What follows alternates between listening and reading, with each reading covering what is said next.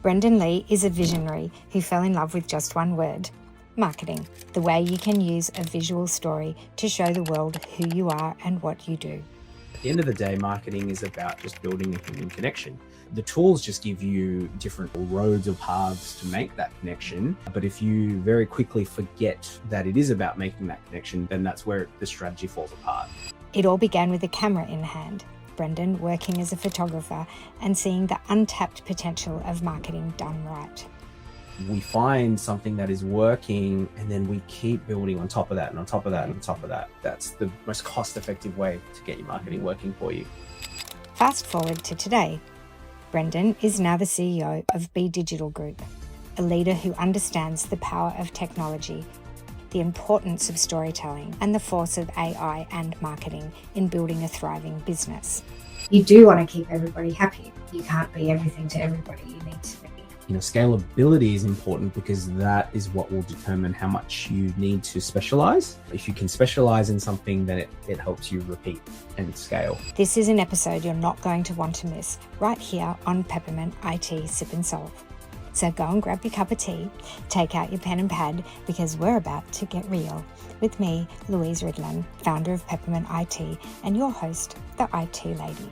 Let's go on a journey. Welcome to today's episode of Sip and Solve.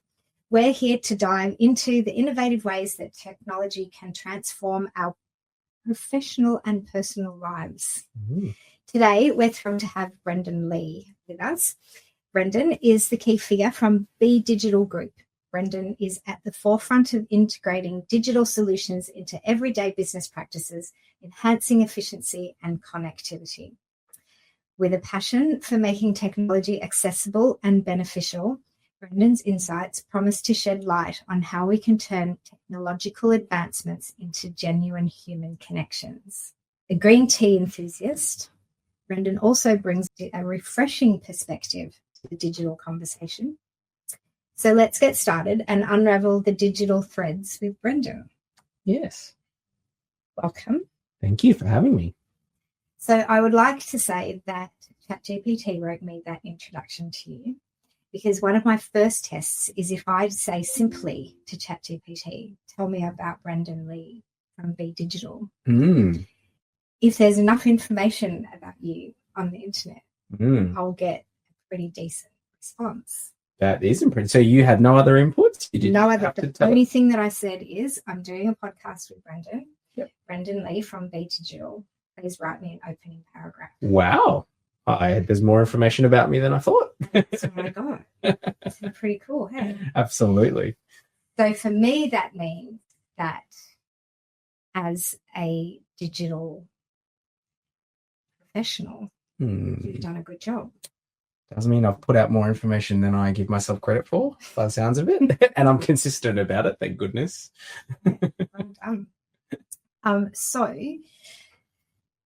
the idea of today is for us to have a discussion about you and why you do what you do, what you love about what you do.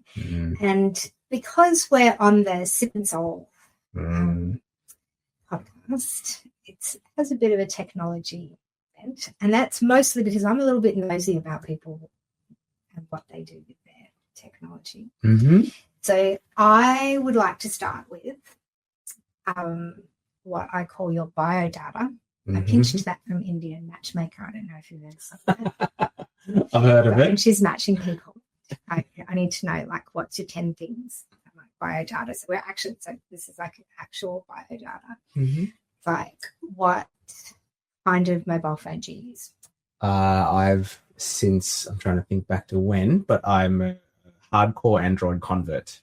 I will never go back to iPhone. Right. So Samsung or Google? Google now. I was actually on a Huawei for a long time, and I did it because it had the best camera at the time, and I was quite a photo enthusiast. But then geopolitical issues and got really hard to use a Huawei outside of China. Yeah, right. Yeah. Okay. Computer? Similarly, I've moved away from a Mac, but that one I'm not as fervent on. I could be coaxed into going back, particularly if I ended up doing more design work. But I'm actually at the moment using a Lenovo Yoga 9i. It's actually a dual screen laptop. So I don't know if you've seen it. Most of the world hasn't, because I get these looks when I'm in public where people just go, what is that? Do you have it? I do. We'll do it in a minute. You can tell. Yeah. So yeah, what's great about it is I always find that I'm more efficient if I have two screens. Yeah. So this is a laptop that just gives you two screens. No mucking around. Wow. Yeah. And where's the keyboard? So it has separate. Yeah, it does. It comes with it's quite clever, I think. So it comes with a little external keyboard, but the cover for the keyboard is your stand for your two screens. Wow. That's amazing. It is. It's really, really great. Literally, the only downside is if you're going to use it as a traditional laptop on your lap, it's a bit clunky. It does, but it's just a bit clunky. It's not that traditional experience. So it's a bit more like an iPad. Yes, yeah. But no different to my previous laptop, which was the Surface Pro, which also gives you a rubbish laptop experience because you're trying to balance it. That is true. Yes. Yeah. We have Surface Pros here, and I have the Surface laptop, which I like. It is light and portable. But I love that double screen thing. Yeah, it's great. I mean, I was using previously, I was on a Surface laptop, which I loved, and I was using an additional screen, which ran off the power off the laptop. And I just didn't realize, I thought that's great because I don't have to find another PowerPoint. What I didn't realize is that it was just very quickly killing my laptop battery. Yeah, of course. So this is great. It's designed for two screens. Amazing. Wow. Very glad to see that. What about social media? What platforms go to? So for work, I absolutely have to spend a lot of time on TikTok and Instagram and Facebook. Yeah. But my own guilty pleasure, I joke about this with a group of my friends. I'm on the YouTube Premium subscription, and I definitely get my money's worth. I'm on it a lot. I wouldn't want to go and look in my app as to how many hours I'm spending on it. But then also I do find I get the start of a lot of my news off of Twitter, X, whatever we'll call it. Very good. And the final thing then is, so that's your computer, your mobile phone, social media. What about apps for work? What do you use for like email and organization management? I'm definitely a G Suite advocate. Okay. I know we're going to butt heads on that one. No, I'm a fence sitter. Let's be both sides. No, I just think, it's a bit more agile, and more importantly, I do a lot of work around integrations, and it's just always been a lot more open and consistent in being able to be integrated. So I do run into troubles with customers who are sort of on the Microsoft suite. So I probably have a bit of ingrained disdain towards it. Okay, we can have a discussion about that later, because I'm having a Google integration problem. Okay. Wishing that my customers. Awesome. Okay, now that we've got the important information out of the way, tell me about BeDigital then. What's the story behind BeDigital? How long have you been running it? Yeah, so I started. It started as a hobby between a mate of mine, like a sort of side hustle, all the way back in 2012. But I had the opportunity, almost by accident, in 2015 to turn it into a full-time gig. I never intended to run my own business. I never thought of that I was entrepreneurial. And I had this opportunity with two businesses who both wanted to work with me at the same time. Neither of them were going to pay the sort of full-time rate that I was expecting or used to at the time. So it was a great opportunity to say, well, I can actually work for both of you. And overnight, I became a consultant. Yeah. And I just used the fifth day of my week to be like, oh, I wonder if any other people are interested in my experience and in having me as a consultant. And so, yeah, all of a sudden, I guess I was a business, and we were growing just through referrals. It led me to growing the team, and that, I guess at that point I said, oh, wow, I guess we're an agency. So that's kind of the origins of the business. My background had always been between sales and marketing, and so that's what we were offering services in. But I must say, a lot's changed in 10 years. And so we've evolved as a business in terms of where we stand out in the market or where we can add value. That's kind of something I'm constantly challenging myself and my team on. Yeah. When you say that a lot's changed in 10 years, what would be the biggest change? I think it would be the place of particularly social media. So when I started the last corporate job I had the opportunity in 2011 I still remember very clearly, no one was really using social media, certainly not for business. And I was working for a company that dealt in photography. And I said, Facebook is all about photos at this point. Like, surely we can use this. And I clearly remember my manager at the time just saying, Brennan, you've got a budget. I don't care what you do with it if you get the results. So go ahead and do whatever you want. And so I started using Facebook, and it worked so perfectly for us. But we had all these original physical touch points. Like, we were at trade shows, we were doing demonstrations at camera stores and things like that. And so what we were doing was sort of just tying those two things together, saying, we can generate the interest for the physical touch point through social media. And then, as we evolved into being specialists in how social media worked and how the algorithm worked, because we were doing so much in it. Having said that, the biggest change is a lot of people are doing that now and creating content around social media. So when I alluded to before about how do we add value, I guess we've evolved to saying, I believe there's plenty of people out there doing a great job, helping create social media content. We can do that. But more importantly, I think where we can add the most value to a business is, well, what happens after that? How do we or even before and then after that, how do we strategically help you figure out what that content needs to be? And then how do we actually turn that into something that materially supports your business? Yeah, amazing. And I noticed that you didn't say AI, because mostly when you ask people what's changed in the last 5 years, that's the first thing. That's what's changed in the last 5 minutes. Yeah. I guess a little bit the same as me. One of the things that I love about technology is it's different every single day I arrive to the office. Yeah. Something new has happened and something new has changed. And if you kind of have that interest in learning and interest in how the world works, it's great. If you just want to get in and do your job how you always done it, it's very frustrating. Absolutely. So it definitely takes a certain kind of mindset to be happy about things changing on a regular basis. So what's your take? I guess it's you alluded to it nicely actually in the intro.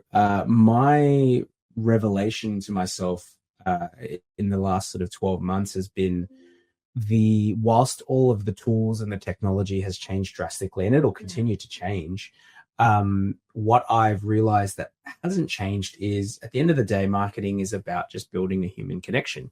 The tools just give you different abilities or roads or paths to make that connection. But if you very quickly forget that it is about making that connection, then that's where the strategy falls apart. So that's, if anything, I feel like what we're offering now, whilst it maybe changed in the middle of our journey, what we're offering now more closely mirrors back to when we started, which was going back to basics and saying, well, what's the persona type of the people that we're trying to communicate? Let's actually break those down. Let's have very clear messaging that's unique to each. Let's have offers that are unique to each. And the digital tools allow you to do that now, I think, much more quickly, but also build those very specific connections. So, but nothing much has changed. Like, back in the day, we still wanted to, when we were creating a magazine ad, we still wanted to be like, well, who's this ad speaking to, and what's the headline that's going to capture their attention? Now we have the benefit of saying, well, if I've got 5 different people, then I can just make 5 different websites. Yeah, amazing. What would you say to somebody who's in a small business who doesn't really know much about who it is that they're talking to? That's so one of the things that I love to help people solve is, I hear this all the time when I speak to, one of my biggest questions or first questions is, who's your best customer? And more than half the time I'll get a rambling response of, it could be this, it could be that, it could be this. And I inevitably will respond and say, I haven't asked you who your total customers are. I've just asked you who's your best. Like, pick the best one out of that. And so I think people get worried that if you're going to target, that you're neglecting everything else, but absolutely not. You know, what I'm encouraging a business to do is say, a lot of the rest of this stuff will come to you the way it's been coming to you already. But if you're going to target, then pick your best, target that. Let's get you more of that. Yeah. So I would say, spend some time understanding who your best customer is. And that's on so many different facets. It's on, I guess, you know, profitability, ability for you to deliver the service, but also the amount of joy you get out of dealing with a customer like that. You know, you don't want a highly profitable customer who's a big pain in the butt. Yeah. And the other way around as well. Yeah. And so I'm quite interested in being strategic about a specific industry or a specific I guess specializing in a certain thing, which I think you just touched on as well. Because I do think as a small business and as you're growing and as you're, you know, moving into a bigger space, you do want to keep everybody happy. Right? That's the main. And if people come and say, "Can you do?" You know, you want to do everything for everybody. But what's your take on that? You can't be everything to everybody. You need to be. How do you talk about that? Yeah. One of the biggest words that I use a lot is around scalability. I'm huge on that for any of the clients that I work with, because for me, one of my biggest nightmares is if we were to ever start a campaign for a client and get them the right person in front of them, and then it sort of falls apart because they're unable, like, I don't have the time to service this client, or it's like, well, everything we've done was a bit wasted. And I feel bad for the client, but also it's just then not sustainable. Like, what did we invest in? So I say all of that to say, you know, scalability is important, because that is what will determine how much you need to specialize. I think, you know, if you can specialize in something, then it helps you repeat and scale. Having said that, we don't have a specific niche as a business. We don't have a specific industry that we service only, because our scalability comes in process. So if we have a certain process that we can follow completely independent of the industry that you're in, then that helps us scale. But back to something I said earlier, that doesn't mean that when I'm, running my outreach or campaigns, I still target. Like, I'll still find an industry. But I guess on top of that, it's not just an industry, because I get this a lot with people when people will say to me, "Oh yeah, I've done one of those customer persona things before." A lot of the time, people have done it purely on a demographic level and not on a psychological level. So they'll show me this document. Oh, I did this with somebody, and it tells me that I want to target real estate agents who are, 45 to 55-year-old males, and they live in Sydney. I'm like, all of that information is important, because it'll be a part of how you digitally connect or target that specific person. But what's more important when you're creating your messaging and your offering is what's the psychology behind this person? Like, what's keeping them up at night that you're offering to solve?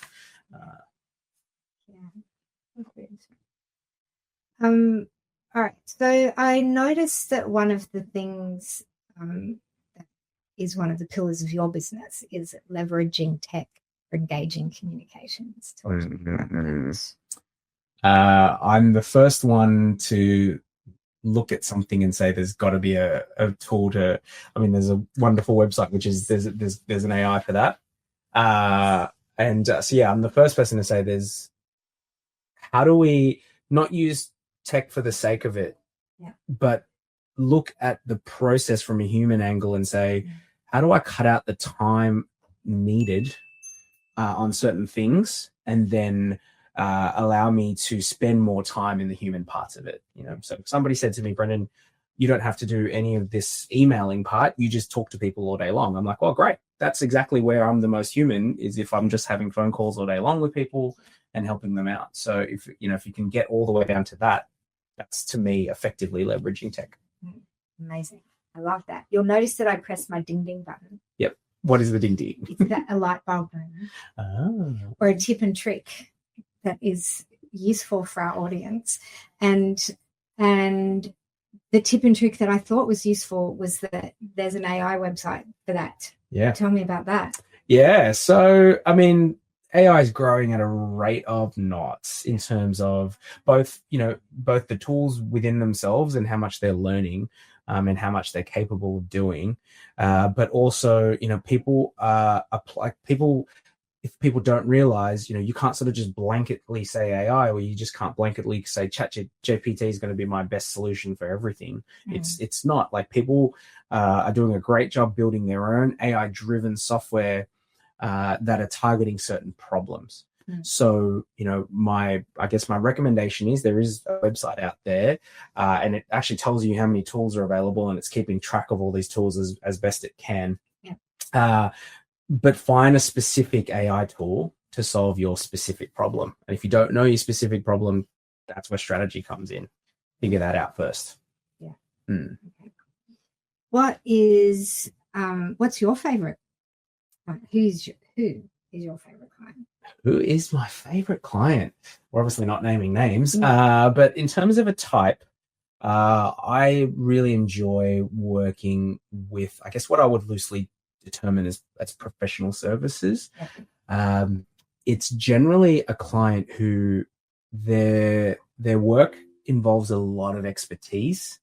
So lawyers, accountants are examples, even exactly your type of business, where things can be very technical and people have so much knowledge in what they do day to day, but they struggle to then break that down and present that to their customers, or how do they make it relatable? So that is a great customer for me, because my job is I joke about it and say, look, I'm meant to be the dumb customer here. Like, I'm the one who's going to sit in front of you and say, I don't understand what you're saying. So I'm that bridge. As a marketer, I think my job is to build that bridge and say, you've got lots of useful information in your head. I need to pull that out of your head, and then digest it, make it really understandable, but also then relate it back to not what you know, but relate it to how does it help the customer?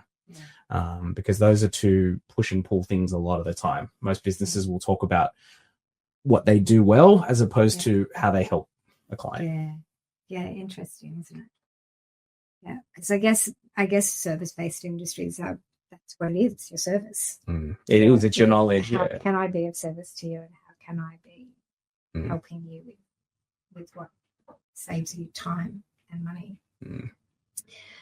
What would you say would be some of the common mistakes that people make when they're marketing? So staying on the AI theme just quickly, I think one of the most common mistakes is people rush to use AI for output. So, people might even hear us now and say, oh, there's an AI for that website. They'll just go think it's like shopping at a supermarket. I'll just grab this one off the shelf, that one off the shelf, and I'll plug that in and it'll solve everything for my business. That's a mistake. Like, again, if you don't have the framework on how you want it to apply and what you want it to do, then that's definitely a mistake. I find I'm using AI at least twice as often to help me review and think than I am for it to ever do any output.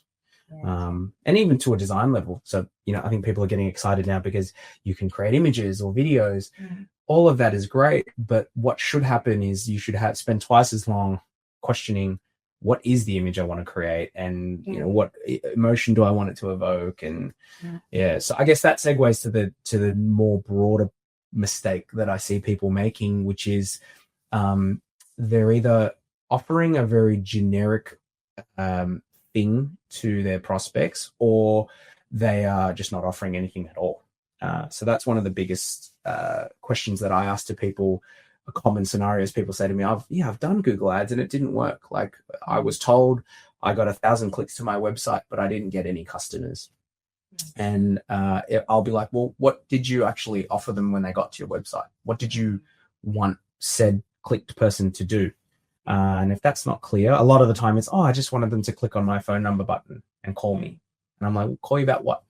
What problem were you solving for them? That's going to make them click on that button. And then more importantly, what of value were you offering? Because they've probably clicked on 7 other people's websites, and they also want them to click the call button. So, what is it of value that you offered that was specific to that person? That's one of my biggest challenges for clients to overcome. Yeah. Right. I think it's time for some tea. It is.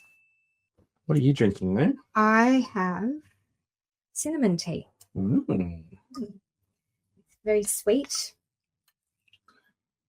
and probably quite similar to a chai tea. But it has cinnamon in it, which makes it a little bit sweeter. It's called hot spice cinnamon tea. It's delicious. What tea are you having?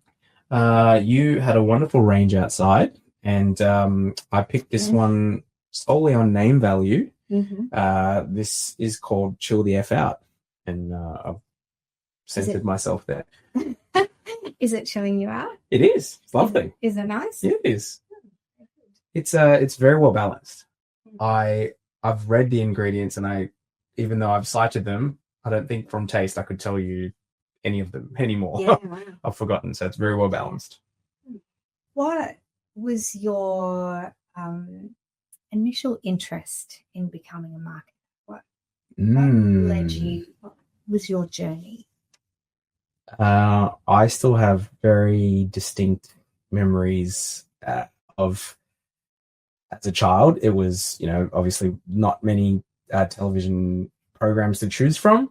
I still remember not having a TV remote. I remember I was the remote. My dad would just kick me and say, go change the channel. In my house, my brother was in charge of the television. He was older than me. So I only got to watch what if he was there, you were watching whatever he chose to watch. Yeah. I'm trying to think back now. I don't know whether I chose what we watched or my parents did. Sail of the Century was definitely something my parents chose. Yeah. I remember having to watch that. Yeah, that's why I'm pretty. If anyone needs me for a trivia night, I'm not bad. A lot of useless information here. But one program I remember watching clearly, which probably started the whole journey for me, was they used to do those programs, which was like world's funniest commercials. I used to always. I enjoyed, if I was allowed to stay up, there was world's sexiest commercials. So those types of programs, for whatever reason, I was enthralled by ads. I just thought, they have to compact this amazing story, into 30 seconds or less. And I love that idea. So when I went to university, did a communications degree, and I thought I wanted to get into the world of advertising. I think, unfortunately, I had a view that it was kind of what university for me was before Mad Men came out, but that was pretty much the view that I had. I thought that's what I was going to get into. I think by the time I was, sort of getting to the workforce, that had moved on. Oh, that came from Bewitched. Remember? Did you ever watch Bewitched? Yes, because that was his job. Yes. He was like the night job. Yep. And they were always presenting some idea. I used to love that too. So that's what I used to come wanted. In, like, and make it all actually happen, bring the story to life. Yeah, funny. I forgot about that. I love the fact that in our generation, I'll loosely say, I think the minute you start mentioning TV shows, you can sort of start pegging. Oh, it's okay. I know.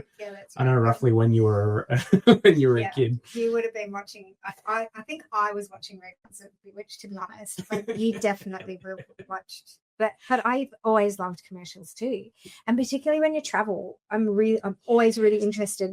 I just want to watch the ads. Like I'll switch through the channels and just watch the ads because they kind of tell you like where to go to buy your groceries and what types of, if you're in a foreign country, like, I don't know, like what version of peanut butter is the best one. And so I do, like, definitely I'll sit in a hotel room and I'll just watch ads just to see what kind of just like teaches you the culture, right? It does. It tells you the culture. It tells you what people are doing and where people are going and what are the things. I mean, you hope that's because it's generally advertising is positive. So yeah, Yeah. interesting. So I think ads are great because it's such a challenge. Like, how do you put an entire story into 30 seconds, or at least how do you get one message across and force yourself to get it across in that short amount of time? So that's what I was passionate about, but I never went into sort of, I guess, ad creation. I just stepped straight into marketing, which I guess was the same problem that you're trying to solve, just lots of different channels rather than only having a television ad as your solution. There were so many other ways to solve this, whether it be trade shows or magazine ads. And so that was the world that I fell into. And it is honestly that it's the ability to build a connection quickly and succinctly that I enjoy. And that has not changed from the early 2000s when I started till now. That hasn't changed. I guess just the platforms in which you do it have changed. Yeah, maybe. What for you is a win? Like, what do you get out of your day? Like, I know we spend all day solving people's problems. People come to us normally at the height of their frustration. Tried 27 things themselves, and then they're in a hurry, and so and then we can fix a problem for sometimes you can get a really quick win, and it's just so satisfying to be able to help somebody in that moment. So we have a lot of moments during the day like that for us. We also have some problems that are really difficult to solve, and then everybody's frustrated. Hopefully not so often. But what is it for you in your line of work that really gives you that kind of pumped up? Yes, we had a win. I mean, look, the obvious one is when my clients are able to, finally get over the line with whatever it was that they were trying to achieve with the campaigns with us.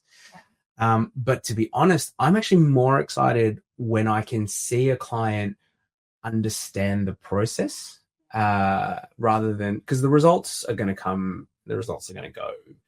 I see my job as optimizing those results. Like, I'm not a magician. I'm not in control of bringing those results in.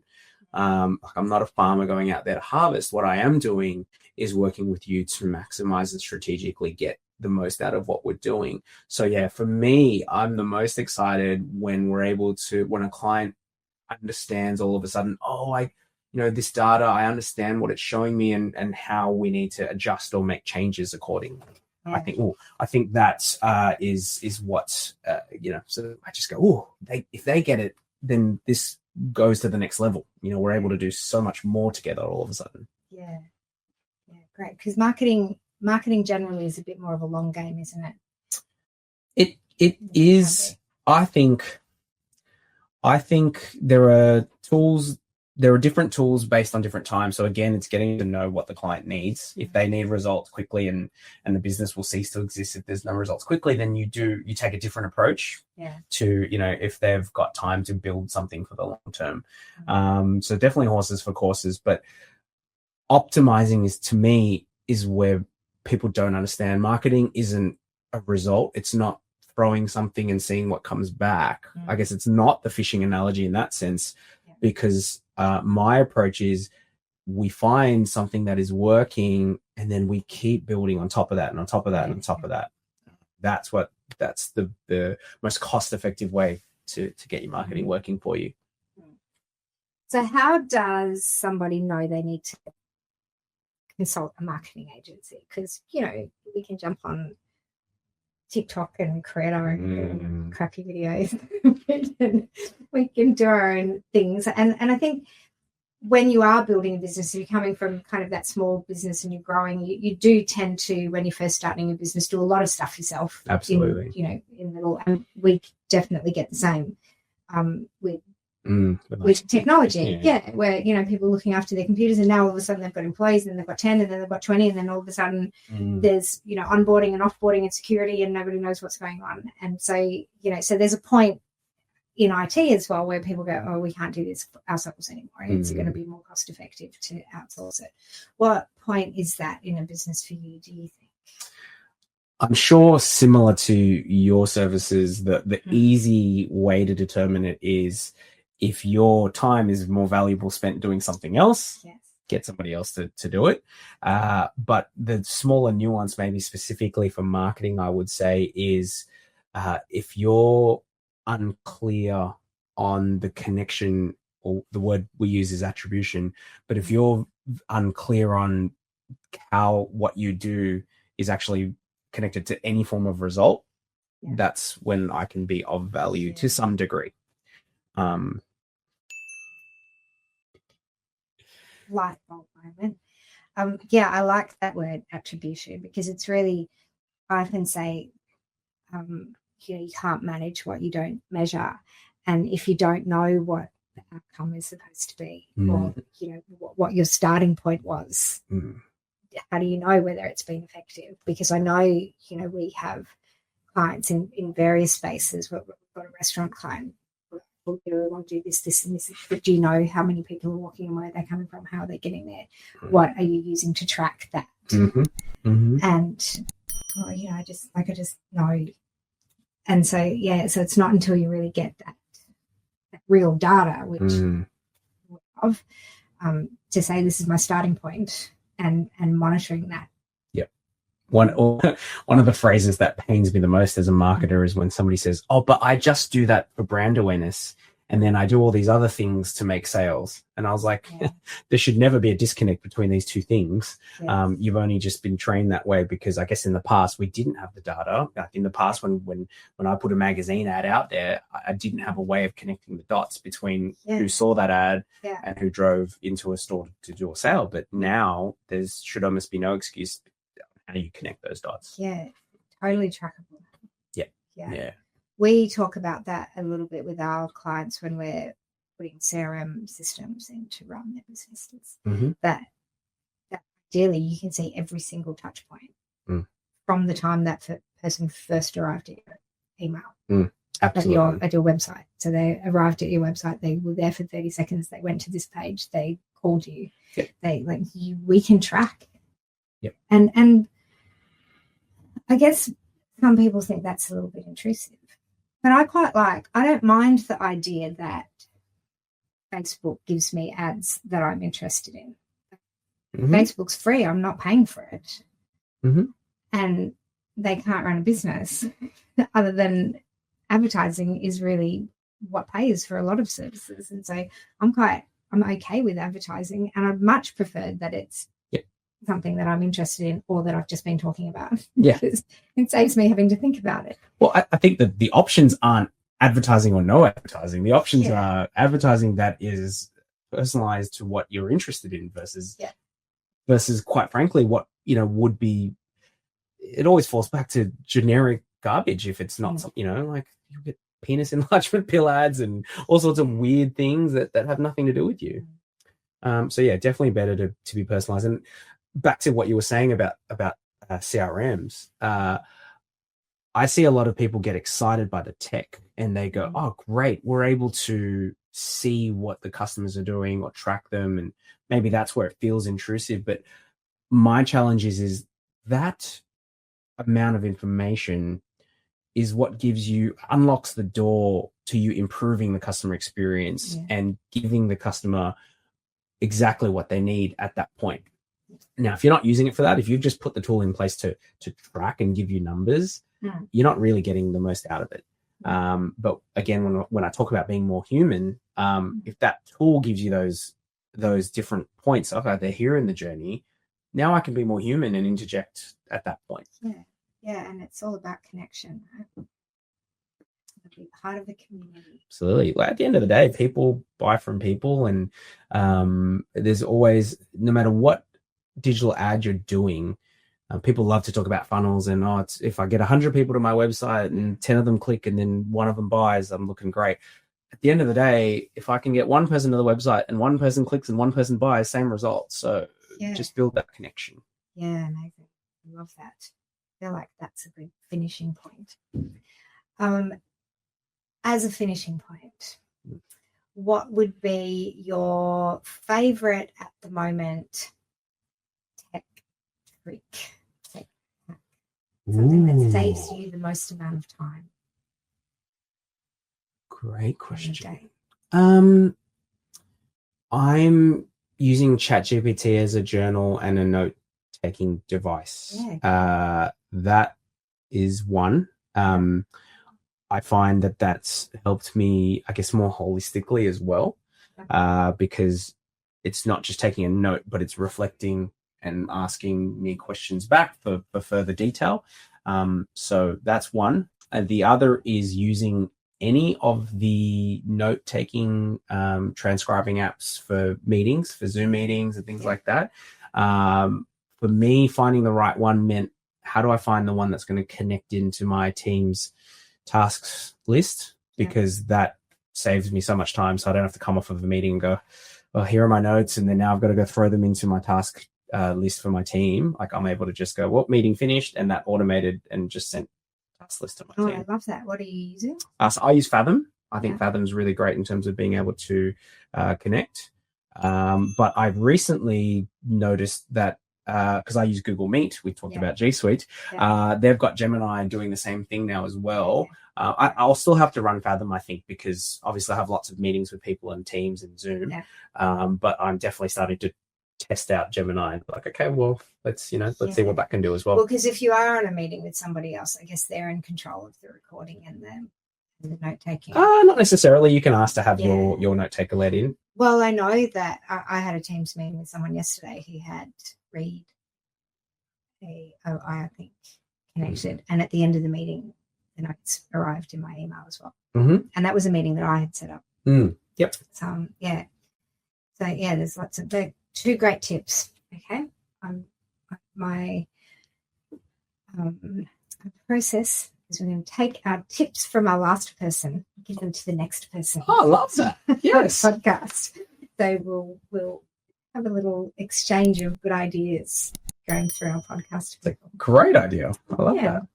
Well, thank you very much. It's been lovely to have that with you today. It's been. Thank you for having me. Hearing about your business and your passion and what you can do to help people with their businesses. I genuinely, I say it a lot. If the bank didn't need me to make mortgage payments, I'd still do what I do. I just, I'd have different clients. I really enjoy working with the people who have their own passion projects. And I guess, there's lots of things that I'm passionate about, but I don't have a passion project of my own. But if anything, it is, how do I help other people's passion projects get off the ground? Yeah, amazing. I love that too. And I guess that's part of being a business owner, is that we're normally doing something that we're passionate about. And it's funny because someone said to me recently, as a business owner, you should be able to finish work at 4:00 every day and take Fridays off. And I was like, well, what else would I do? I don't have anything else I want to do. Yeah. I'm quite happy to stay here till 6:00. If I went home at 4, I would be thinking of all of the things that I could be doing. I'm just going to go home and do housework, right? Yeah. So, Very good. Wonderful. Okay. Thank you very much. Thank you.